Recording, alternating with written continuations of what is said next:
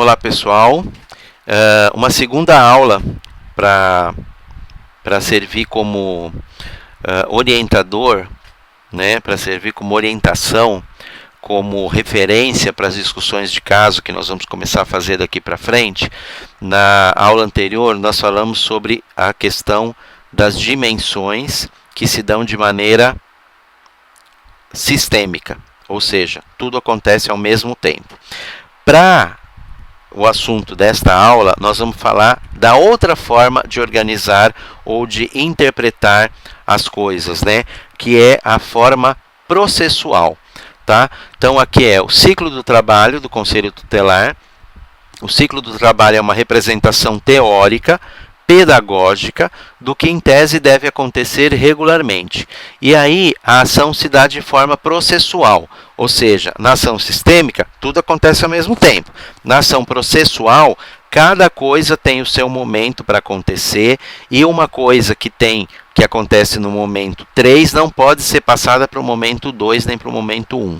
Não dá para fazer tudo ao mesmo tempo. Tem que fazer uma coisa por vez e numa ordem certa. Essa é a definição de processo, tá? Se vocês forem estudar administração, vocês vão ver que quando se fala em processo de produção, é porque para você produzir um produto qualquer, sempre há um processo em que há etapas a serem seguidas, né? E essas etapas têm uma ordem certa para acontecer.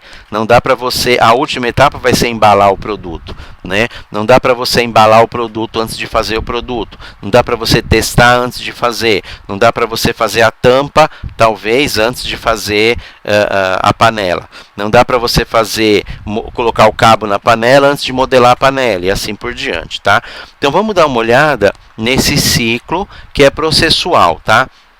O ciclo começa sempre com a ciência da situação. Ciência no sentido de ficar sabendo, ficar ciente. Pode ser algo que o conselho vê, pode ser uma denúncia que ele recebe por telefone, pode ser uma denúncia anônima, pode ser uma informação de algum outro serviço. O conselho recebe uma determinada situação, ele averigua essa situação, tá?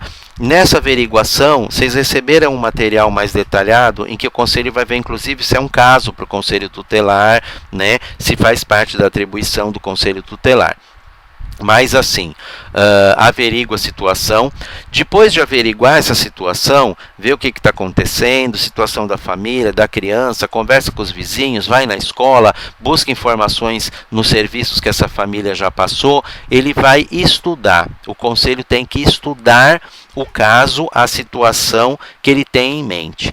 Nesse momento que ele vai estudar, por exemplo, a parte legal, que nós vimos na aula anterior, mas que ele vai também estudar, muitas vezes, a parte técnica, né? O conselho não é especialista, mas é legal ele entender um pouquinho, por exemplo, de técnica de entrevista, né? Para ter uma noção de como se relacionar com as pessoas. É legal ele entender, por exemplo, que existe uma determinada técnica para você fazer uma visita numa casa. Você não vai fazer uma visita técnica no sentido de como faz um assistente social, por exemplo, mas existem técnicas que te ajudam, né? Por exemplo, observar determinadas coisas, né?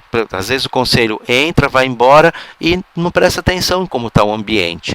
Ele se dá conta de como está o ambiente, é um conhecimento técnico que ele tem.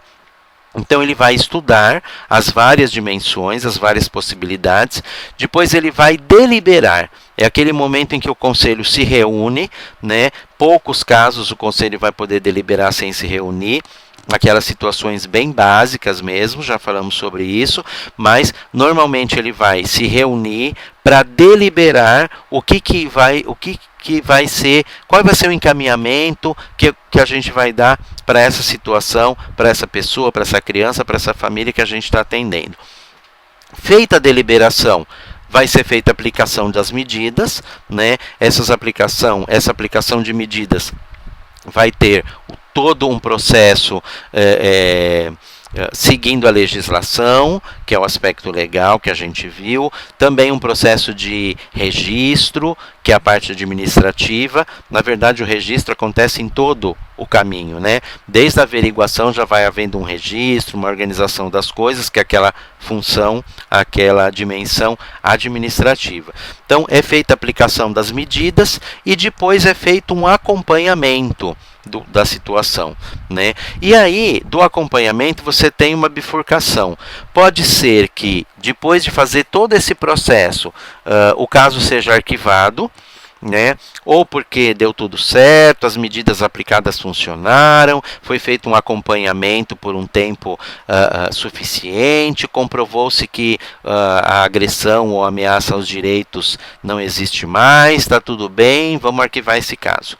Ou quando a criança o adolescente faz 18 anos, o caso é arquivado, ou quando infelizmente acontece da pessoa desaparecer, né? No caso no acompanhamento de não havendo sucesso, né, ou seja, havendo a necessidade, que você percebe no acompanhamento, você volta para a averiguação. Então você encaminhou a família para um atendimento psicológico, por exemplo, não deu certo, continua a mesma situação de agressão ou ameaça dos direitos daquela família ou daquela criança, você tem que voltar a averiguar. Por que não deu certo? Não deu certo porque a família não foi?